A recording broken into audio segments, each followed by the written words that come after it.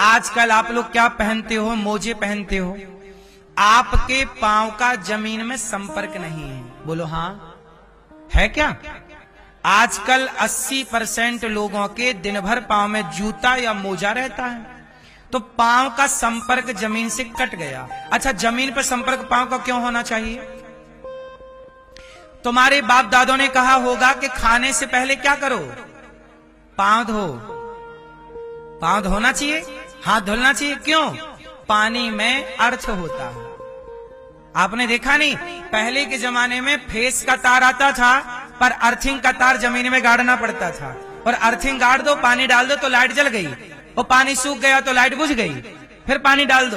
बोलो हाँ, जमीन में अर्थ है। आपके शरीर में भी करंट बनता है, बिजली बनती है। शरीर गर्म है कि नहीं आपका? क्या गर्म क्या है? एक बिजली तो, एनर्जी तो क्रिएट हो रही है ना। अब ये एनर्जी क्रिएट तो हो रही है, पर मोजा पहन ली, वो जमीन पर जा नहीं रही है, तो आपके दिमाग पे चढ़ रही, इसलिए दिमाग हो रहा है गर्म। इसलिए डॉक्टर कहता है कि नंगे पांव हरी घास पे चला करो सवेरे सवेरे। क्यों चला करो? ताकि शरीर की गर्मी रिलीज हो जाए, अर्थ चला जाए। जैसे करंट, बिजली, फेस का तार, अर्थिंग नीचे। नंगे पांव चलना, पहले के लोग, किसान लोग ना मिट्टी पे गड़े रहते थे, इसलिए बीमार कहां पड़ते थे?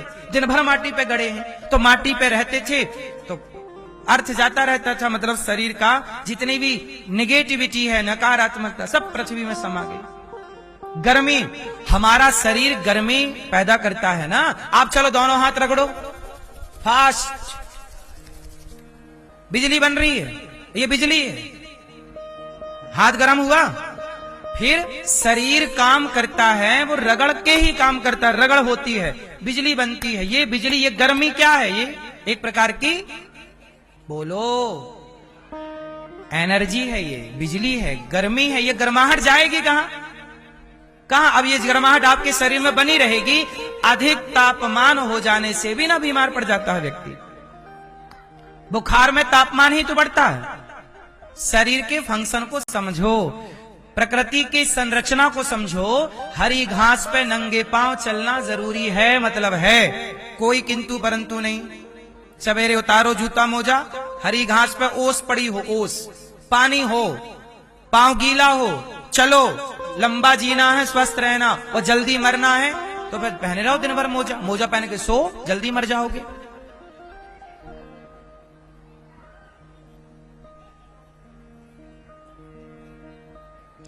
विज्ञान है हमारे यहाँ, ये सब पहले लोग जानते थे। आजकल आप पढ़े लिखे हो, कुछ नहीं जानते। पहले क्या अनपढ़ दादी तुम्हारी ये सब जानती थी। पहले के खाने पीने में सिस्टम था, मैं क्या समझाऊं आपको। अब देखो ठंडी आ गई, क्या खाना चाहिए सर्दियों में? चलो बता दो। हैं? इन सर्दियों में बाजरा ज्वार तो ठीक है, तिल खाना चाहिए। इसलिए मकर संक्रांति को हमारे यहाँ तिल के लड्डू बनते हैं। सर्दियां मतलब तिल। तिल में क्या होता है? सर्दियों में धूप कम होती है, तो धूप कम होती है तो शरीर में विटामिन डी की कमी हो जाती है, कैल्शियम कम हो जाता है, हड्डियां कमजोर होती हैं, इसलिए तिल खाना चाहिए। तिल सबसे अधिक हड्डी को मजबूत करने वाला पदार्थ है, कैल्शियम से भरपूर है। बोलो हाँ। ये तुम्हारे बाप दादों ने हजारों साल पहले बना दिया, परंपरा, लेकिन तुम्हें कुछ नहीं पता। तुम्हें खाना पिज्जा बर्गर ही है, बासी रोटी। बोलो हाँ। तिल खाओ, एक लड्डू रोज खाओ तिल का, गुड़ वाला। गुड़ भी अच्छा होता है, शक्कर वाला नहीं, शक्कर ठीक नहीं होती। मिश्री खाओ। तो ये पहले के लोग बहुत साइंटिफिक थे। सर्दियां आ गई, अब देसी घी आप पिया करो 1 गिलास रोज। नहीं पी पाओगे? 4 चम्मच नहीं पी पाओगे। क्यों नहीं पी पाओगे? हिम्मत नहीं, काम नहीं करते ना आप लोग। घी पीने वाले को काम चाहिए। क्या चाहिए? काम। अब आप पास कोई काम नहीं है, काम नहीं है, इसलिए आप, भगवान बोले अब काम ही नहीं है तो आ जाओ वापस, आओ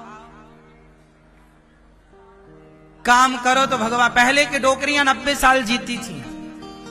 बोलो हाँ। और 6-6, 12-12 बच्चे पैदा करती थी। और क्या मजाल के कमर में दर्द हो जाए और सारी डिलीवरियां नॉर्मल। और आज की बहुओं को पछाड़ दे पुरानी सास, लड़ने पे आए तो उठा के पटक दे। बोलो हाँ। पुरानी गांव की डोकरियों से लड़ लेना, आज की बहुओं को हरा देंगी। बोलो हाँ। पुराना घी दूध खाया ना उन्होंने, नेचुरल खा पी के बड़ी बुढ़ापा आया, बुढ़ापे में भी उनको चश्मा नहीं लगता, दिखता ठीक ठीक। क्यों? खान पान से सिस्टम है। आपका खान पान गलत होगा, आप मरोगे, सिंपल है। फिर डॉक्टर आपको बताएंगे ये और वो दुनियादारी सब करो, जो हम बता रहे हैं वो कर लो तो सही हो जाएगा।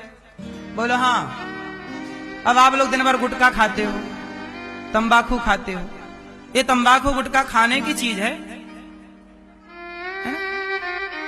तंबाकू काहे खाते हो भाई साहब? अनार का दाना खाओ, अनार का दाना खाओ, अनार खाओ, केला खाओ, बादाम खाओ, किशमिश खाओ, छोहरा खाओ, खाने की चीज खाओ। मानव शरीर मिला है ना, ये शरीर ईश्वर की प्रॉपर्टी है, इसको संभालना भी हमारा धर्म है।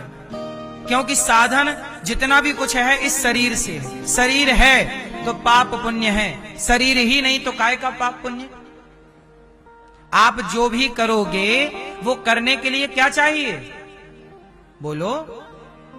रोटी खिलाओगे तो शरीर चाहिए, गला दबाओगे तो शरीर चाहिए। पाप पुण्य करने के लिए क्या चाहिए? इसलिए शरीर की रक्षा, शरीर को संभालना, यह भी एक पूजा है। लेकिन आप लोग अपना बिल्कुल ख्याल नहीं रखते। समय के पहले बूढ़े हो गए, समय के पहले मर गए, समय के पहले बीमारियों का घर बन गया। आप योग क्यों नहीं करते? एक्सरसाइज क्यों नहीं करते? आप लोगों ने अपने को बिल्कुल आरामदायक बना लिया है। इस आराम से आप जल्दी मर जाओगे।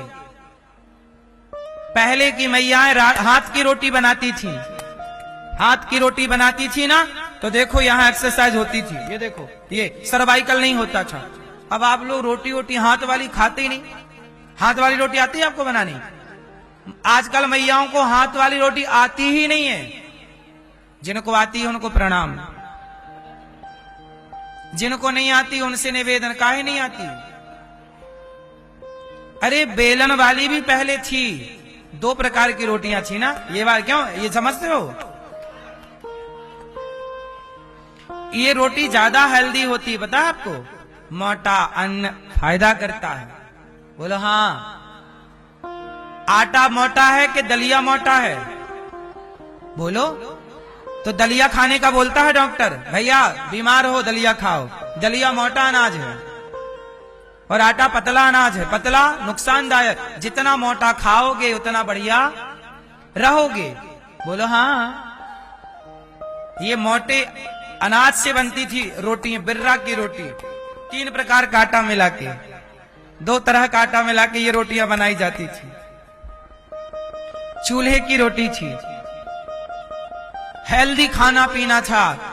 आपका उकड़ू बैठ करके आंगन लीपना होता था, उससे आपकी एक्सरसाइज होती थी, आप स्वस्थ रहती थी। कुएं से पानी निकालना एक्सरसाइज है। ये सब बंद हो गया, इसलिए आप लोग टाइम से पहले टें टें टें।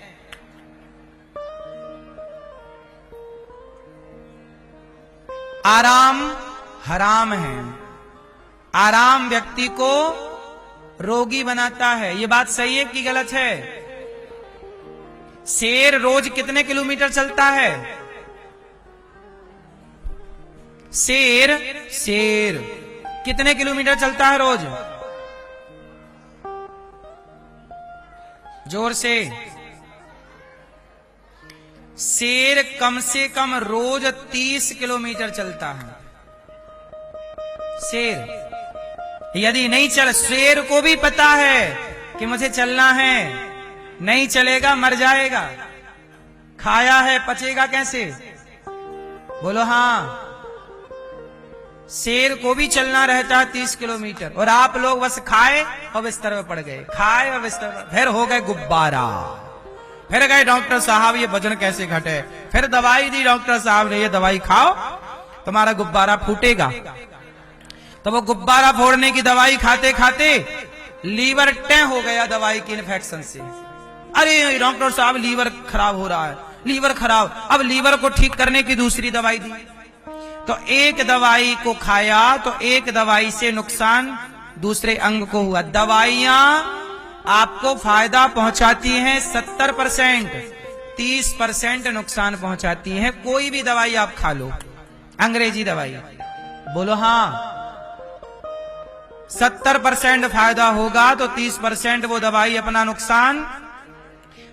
देखो महीने भर आपने दवाई खाई तो कोई नुकसान नहीं, पर लंबा टाइम आप कोई भी दवाई कंटिन्यू करते हैं तो वो दवाई के साइड इफेक्ट हो। इसलिए आपने देखा होगा कि डॉक्टर दवाई के साथ एक दूसरी दवाई भी देता है, एंटीबायोटिक। किसके साइड इफेक्ट? एक दवाई के साइड इफेक्ट को रोकने के लिए दूसरी एंटीबायोटिक देनी पड़ती है, बोलो हाँ, तब वो कोर्स पूरा होता है। डॉक्टर भी जानता है, आप जानो इस बात को, आप पढ़े लिखे हैं। कोशिश करिए कि आपको दवाई कम से कम खानी पड़े, कोशिश करिए। और ये तब होगा जब आप रोज नियम बनाएंगे कि शेर 30 किलोमीटर चलता है तो आप कम से कम 10 किलोमीटर तो रोज चलें। चलिए, नहीं तो मर जाओगे, फिर ना रोना। चलिए, पहले के लोग चलते थे, पहले के लोग पानी भरने के बहाने चलते थे, नदियों में जाते थे। अच्छा, नदियों में जाते थे